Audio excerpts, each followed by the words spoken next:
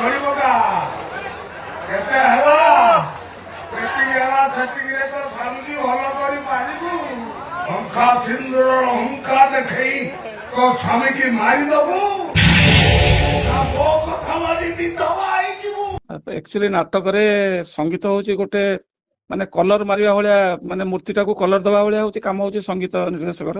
କିନ୍ତୁ ସଙ୍ଗୀତଟା ଏତେ ଶ୍ରୁତି ମଧୁର ହେଇଛି ବୋଲି ମୁଁ ନିଜକୁ ବିଶ୍ୱାସ କରିପାରୁନି। ଏଟା ଶ୍ରୋତା ମାନଙ୍କର ଆଉ ଦର୍ଶକ ମାନଙ୍କର ମାନେ ଏତେ ଭଲ ପାଇବା ପଛରେ ଅଛି ବୋଲି ଆଜି ଗୀତ ଏତେ ହିଟ୍ ହେଇଛି। ଯାହା ହଉ, ସେ ସମୟ ଗୀତ ବିଷୟରେ କହିବି, ଯେତେବେଳେ ଆମେ ବସିଥିଲୁ ପ୍ରଥମେ ଯାତ୍ରା ମାନେ ମ୍ୟୁଜିକ କରିବା ପାଇଁ ଯାଜପୁର ରୋଡରେ, ସେତେବେଳେ ଏଇ ଗୀତକୁ ଜଷ୍ଟ ଗୋଟେ ଲାଇନ ଆମେ କରିଥିଲୁ। ଆଉ ସେ ଗୀତ ଯେ ମାନେ ଫୁଲ ଫେଜ କରାହେଲା ଆଖଡା ଘରେ, ଆଜି ସେ ଗୀତ ଓମ କୁମାରଙ୍କ ଭଏସରେ ବହୁତ ଚର୍ଚ୍ଚିତ ହେଇଛି। ଆଉ ଟାଇଟଲ ଗୀତ ବି ରାଜ ଯୋଉ ମୁଁ ତାଙ୍କୁ କରେଇଛି ଗୀତରେ, ସେ ଏତେ ସୁନ୍ଦର ଗାଉଛନ୍ତି ଯୋଉଟା କି ମୁଁ ଭାବୁଛି ନାଟକକୁ ଆଉ ଦି ପାଦ ଆଗେଇ ଦେଇଛି ଗୀତ।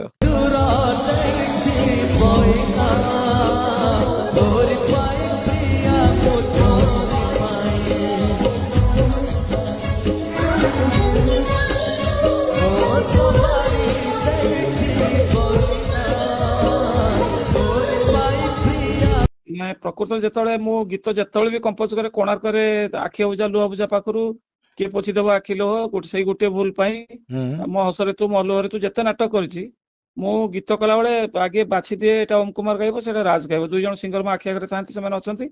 ତେଣୁ ଆମେ ଗୀତ ଭାଗ କରିକି ରଖିଥାଉ। ଏଇଟା ଓମ କୁମାର ପାଇଁ ଭଏସ ରଖିଥିଲି ଏଇ ଗୀତଟା ମୂଳରୁ। ଗୀତ ଦେଇଥିଲେ ମତେ ମନା କରିଥିଲେ, ମୁଁ ସାର୍ ଇତନା ଉଚ୍ଚା ଭଏସ के गाना रात भर में गा ପାଉ ନେଇ ପାଉଙ୍ଗା ମତେ ନିଜେ କହିଥିଲେ। କିନ୍ତୁ ଏବେ ମୁଁ ଖନ୍ତାପଡା କ୍ୟାମ୍ପରେ ମୁଁ ଯାଇଥିଲି, ସେତେବେଳେ ମାନେ କହିଲେ ଯେ ସାର୍ वही गाना के लिए मैं अभी बहुत पॉपुलर हो गया सर, इतना मतलब रिक्वेस्ट आया, ମାନେ ଯୋଉଟା କି ମୋ ଆଶାର ବାହାରେ ସେ ନାଟକ ସେ ମନା କରୁଥିଲେ ଗାଇବେନି ସେ ଗୀତଟା, କିନ୍ତୁ ଆଜି ସେ ଗୀତ ପାଇଁ ସେ ବହୁତ ପପୁଲାର ହେଇଛନ୍ତି। କୋଣାର୍କରେ ମୋର ଏଟା 5 ନମ୍ବର ହବ। ତା ପୂର୍ବରୁ ଗୋଟେ ଅଛୁଆଁ ମଣିଷ ମୁଁ କରିଥିଲି ମନୋଜ ପଟ୍ଟନାୟକ ସୁଧାଂଶୁ ନାୟକ ସାଙ୍ଗରେ, ସେଟା ହଉଛି 2004 ମସିହାରେ। କିନ୍ତୁ ଏଇ ଲଗାତାର ଆଖି ଅବୁଝା ପାଖରୁ ଏଇଟା 5 ନମ୍ବର ନାଟକ ଏଇଟା ମୋର। ଚଉଠି ରାମଚନ୍ଦ୍ର ରାଜନୀତି ଖେଳର କଣ୍ଢେଇ, ସେଠି କାଠୁରିଆର ସ୍ତ୍ରୀ ସାବିତ୍ରୀକୁ ପଚାରେ କି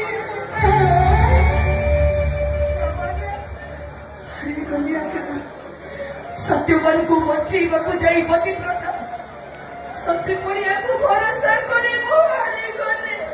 ତାପରେ ତୁ ନନାଙ୍କ କଥା ମାନେ ମୁଁ ବିଧବା ହେବି।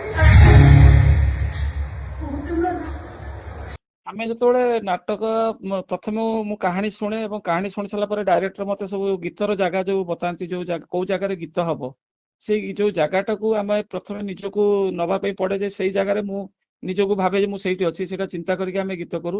ଏବଂ ଗୀତ କଲା ବେଳେ ଲିରିସିଷ୍ଟର ବି ଭାଗିଦାର ବହୁତ ଥାନ୍ତି, କାରଣ ଗୀତଟା ସେମିତି ଲେଖା ନହେଲେ ମାନେ ସେ ସ୍ୱରଟା ବି ସେତେ ଉଚ୍ଚକୋଟୀର ହବନି। ସେ ନିଗମ ମିଶ୍ର ମୋ ସାଙ୍ଗରେ ସାଥ ଦେଇଛନ୍ତି ସେଠି। ତାପରେ ହଁ, ଗୀତିକାର ଭାବରେ। ଆଉ ତାପରେ ବି ଓମ କୁମାର ଭଳିଆ ଜଣେ ସୁଦକ୍ଷ କଣ୍ଠଶିଳ୍ପୀ ଯେମାନେ ଅଛନ୍ତି ବୋଲି ଗୀତଟାକୁ ଟିକେ ଚାନ୍ଦ ଲଗେଇ ଦେଇଛନ୍ତି। ମାନେ ପ୍ରକୃତରେ ଏସବୁ ଜିନିଷ ପ୍ଲସ୍ ହ୍ୟାଣ୍ଡ ଯେତିକି ସିଷ୍ଟମ ଅଛି ତାଙ୍କ ପାଖରେ, ମ୍ୟୁଜିକ ସିଷ୍ଟମ ଯୋଉ କୋଣାର୍କରେ, ସେମାନେ ବହୁତ ମ୍ୟୁଜିସିଆନ ମାନେ ବହୁତ ସାହାଯ୍ୟ କରିଛନ୍ତି ଏଥିରେ, ଯୋଉଟା କି ସମସ୍ତଙ୍କର ମିଶିବା ପରେ ଏଇ ଜାଗାଟା। ଏବଂ ସ୍ପେଶିଆଲି ଦୀପକ ଜେନା ଗୁରୁ ମିଶ୍ର ଯୋଉ ସିକ୍ୱେନ୍ସ ତିଆରି କରିଛନ୍ତି ସେ ନାଟକରେ, ସେଇଟା ପାଇଁ ହୁଏତ ମୁଁ ଭାବୁଛି ବେଶୀ ଆହୁରି ଆମେ ସମସ୍ତେ ଆଉ ଟିକେ ଆଗକୁ ଯିବା ପାଇଁ ମାନେ ରାସ୍ତା କରୁଛୁ। ସେଟା ମାନେ ପୁରା ଟିମ୍ ଆପଣଙ୍କର 100% ଏଫୋର୍ଟ ଦେଇଛି ଏ ନାଟକ ପାଇଁ। ନିଶ୍ଚିତ ନିଶ୍ଚିତ। ପୂଜା ପାଉଥିବା ଜଗନ୍ନାଥ